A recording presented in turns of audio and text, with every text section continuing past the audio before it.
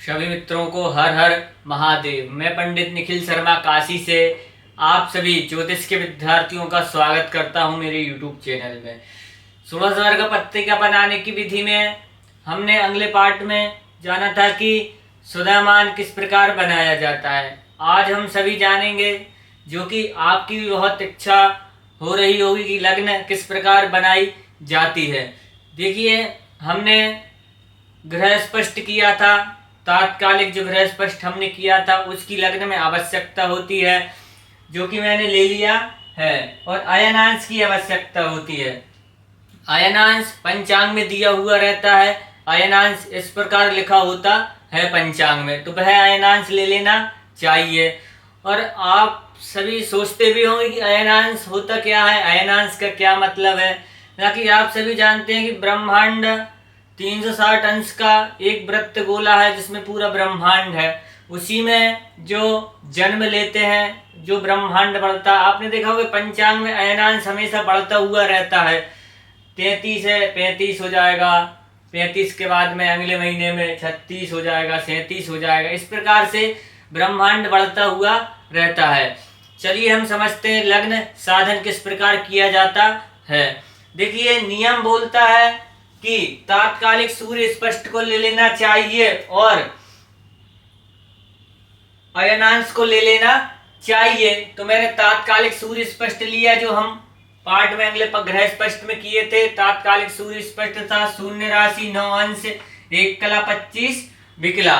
और अयनांश भी ले लिया 0 घटी 24 अंश 12 कला 33 विकला।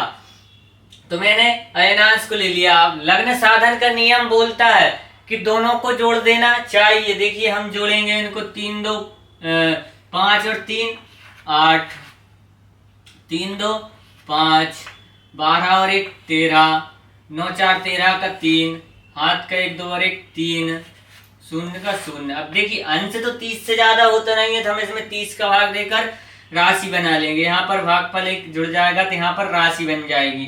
तो यहाँ पर बचेगा हमारा 3, 13 और 58।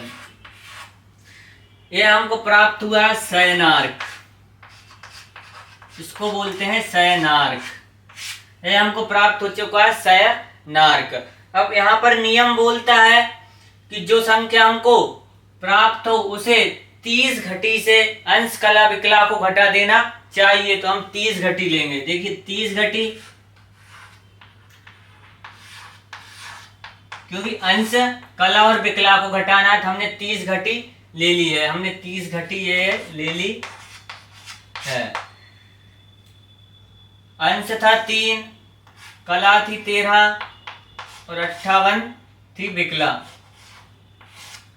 58 थी हमारी विकला। नियम बोलता है इनको घटा देना चाहिए। तो यहाँ पर 60 हो जाएगा, यहाँ पर 59 और यहाँ पर 29 बचेगा। अंश से कला में उधार लिया, कला से विकला में उधार दे दिया है। तो 10 में से 8 जाएगा तो बचेगा 2, 5 में से 5 जाएगा तो बचेगा 0, 9 में से 3 जाएगा 6 बचेगा, 5 में से 1 जाएगा 4 बचेगा, 29 में से 3 जाएंगे तो 26 बचेगा। जो संख्या हमको प्राप्त हो, शयनार्क की एक राशि बढ़ाकर उन तीनों संख्याओं में उससे गुणा कर देना चाहिए। तो हमारी शयनार्क की राशि है मेष, तो हम इसमें वृष से गुणा कर देंगे। समझिए, इस प्रकार इन तीनों संख्याओं में गुणा करना है। वृष का जो सुदैमान हम अगले पार्ट में बताया था आपको कि सुदैमान क्या किस प्रकार बनाया था। सुदैमान को ले लेना चाहिए। 258 था वृष राशि का सुदैमान। यह है वृष राशि का सुदैमान। वृष राशि का वृष राशि से गुणा कर देंगे, नियम बोलता है। अब देखिए, सुदैमान की आवश्यकता हमको लग्न में होती है, यह आप भी जान लीजिए। अब हम इसमें गुणा करेंगे, तीनों संख्याओं में गुणा करना है। चलिए हम गुणा करते हैं। 2 × 258, 8 दूनी 16 का 6, हाथ का 1 2 पंजे 10 और 1 11 का 1, हाथ का 1 2 2 दूनी 4 और 1 5। 516 हमको संख्या प्राप्त हुई प्रथम बार गुणा करने पर। उस संख्या को हम यहाँ पर रख देंगे 516। अब नियम बोलता है कि दूसरी संख्या में भी गुणा कर देना चाहिए, जो कि हमारी दूसरी संख्या है 46। तो हम 46 का भी गुणा करेंगे। 6 अट्ठे 48 का 8, हाथ का 4, 6 पंजे 30 और 4 34 का 4, हाथ का 3, 6 दूनी 12 और 3 15, 4 अट्ठे 32 का 2, हाथ का 3, 4 पंजे 20 और 4 पंजे 20 और 3 20 और 3 23 का 3, हाथ का 2, 4 दूनी 8 और 2 10, 8 का 8, 4 2 6, 5 3 8, 1 का 1, 1 का 1, 11 868 हमको संख्या प्राप्त हुई, जो कि हम दूसरी संख्या के नीचे रख देंगे। 868 हमको संख्या प्राप्त हुई। अब तीसरी बार में हम गुणा करेंगे। तीसरी बार में हम गुणा करेंगे 258 इंटू 26, 6 अट्ठे 48 का 8, हाथ का 4, 6 पंजे 30 और 4 34 का 4, हाथ का 3, 6 दूनी 12 और 3 15 इंटू 2 अट्ठे 16 का 6, हाथ का 1, 2 पंजे 10 और 1 11 का 1, हाथ का 1, 2 दूनी 4 और 1 5, 8 का 8, 8 6 10 का 0, हाथ का 1 2 5 और 1 6 और 1 7 5 और 1 6, 6708 हमको तीसरी संख्या भी प्राप्त हो चुकी है।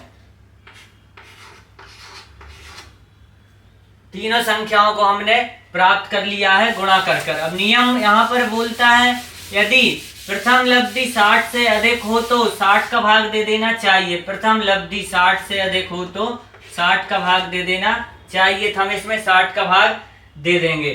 कितनी दान भाग जाएगा?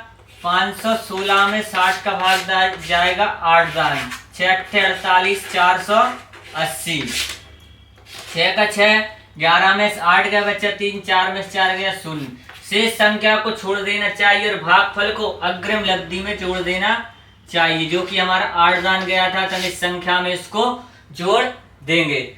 तो 8 और 8 16 का 6, हाथ का 1, 6 और 1 7, 8 का 8, 1 का 1, 11,876 हमको संख्या प्राप्त हो चुकी है। अब यहाँ पर भी नियम बोलता है कि इस संख्या में भी 60 का भाग दे देना चाहिए।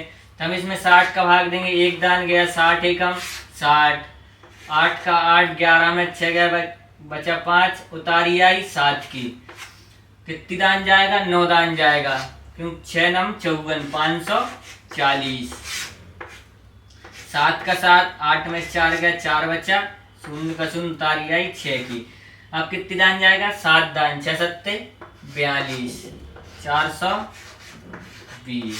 6 का 6, 7 में 2 गया बचा 5। शेष संख्या को छोड़ देना चाहिए और भागफल को अग्रिम लब्धि में जोड़ देना चाहिए, जो कि हमारा 197। हम इसको जोड़ देंगे। 8 7 15 का 5, हाथ का 1, 9 और 1 10 का 0, हाथ का 1, 7 1 8 और 1 9 और 6 का 6।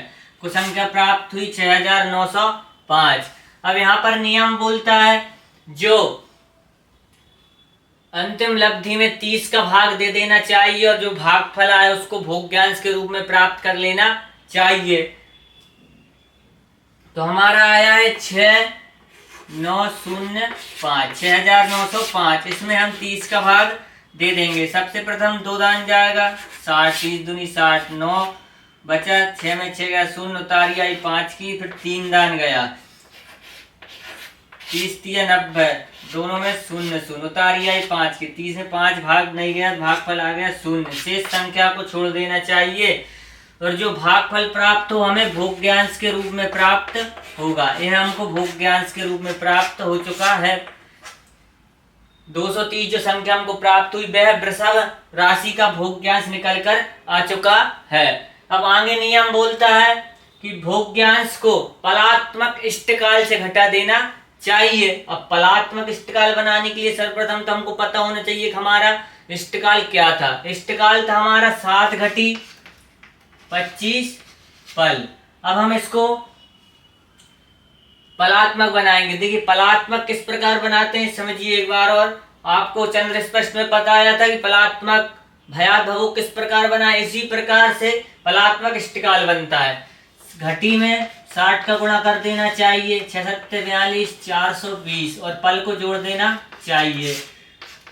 5 का 5, 4 का 4, 445 हमको पलात्मक इष्टकाल प्राप्त हुआ है। पलात्मक इष्टकाल है, हमको पलात्मक इष्टकाल प्राप्त हो चुका है। अब पलात्मक इष्टकाल के बाद में अगला नियम बोलता है कि भोग्यांश को घटा देना चाहिए पलात्मक इष्टकाल से। पलात्मक इष्टकाल से हम इष्टकाल को पलात्मक इष्टकाल से भोग्यांश को घटा देंगे। देखिए इस प्रकार से सर्वप्रथम हम लेंगे पलात्मक इष्टकाल जो कि है हमारा 445। 445 हमारा है पलात्मक इष्टकाल। भोग्यांश है हमारा 230। 230 को हम घटा देंगे। ये है पलात्मक इष्टकाल, ये है भोग्यांश, ये है हमारा भोग्यांश को घटा देंगे। 5 का 5, 4 में से 3 गया, 1 बचा, 4 में से 2 गया, 2 बचा। अब आगे नियम यह बोलता है कि जो संख्या बचे उसमें से बढ़ते क्रम में राशियों को घटा देना चाहिए। हमने वृष घटाई, अब इसमें मिथुन राशि को घटा देना चाहिए। मिथुन राशि का सुधा मान है वह है 302, लेकिन मिथुन राशि तो इसमें से घटेगी नहीं, तो वृष राशि हमको, वृष राशि का भोग्यांश घटाया, वृष राशि हमको शुद्ध प्राप्त हो चुकी है। यदि अब आप कभी गणित कर रहे हैं, आपकी संख्या यहाँ पर ज्यादा बच जाए तो राशियों क्रम वाइज से घटाते रहना चाहिए। तो वृष राशि हमारी शुद्ध हो गई और मिथुन राशि शुद्ध हो चुकी है। अब आगे नियम बोलता है जो संख्या बचे उसमें 30 का गुणा कर देना चाहिए। 30 का गुणा करेंगे हम, 5 15 का 5, हाथ का 1, 3 एकम 3 और 1 4, 3 दूनी 6, 64 50 हमको संख्या प्राप्त हो चुकी है। अब आगे नियम बोलता है कि जो संख्या हमको प्राप्त हो उसमें अशुद्ध राशि के मान से भाग दे देना चाहिए। तो आज के लिए बस इतना ही। अब मैं आपको अगले पार्ट में बताऊंगा किस प्रकार से जो संख्या हमारी शेष बची हुई थी उसमें अशुद्ध राशि के मान से भाग देने पर हमको 3 लब्धियां प्राप्त करनी, अंश, कला और विकला के रूप में। लग्न तो हमको प्राप्त हो चुकी है जो शुद्ध राशि हुई है। अब उसके बाद में आपको अगले पार्ट में बताया जाएगा किस प्रकार से अंश, कला, विकला निकालते हैं। आपको अच्छी तरीके से समझ में आ रहा हो तो मेरे YouTube चैनल को सब्सक्राइब करें, लाइक करें, कमेंट करें। सभी मित्रों को हर हर महादेव।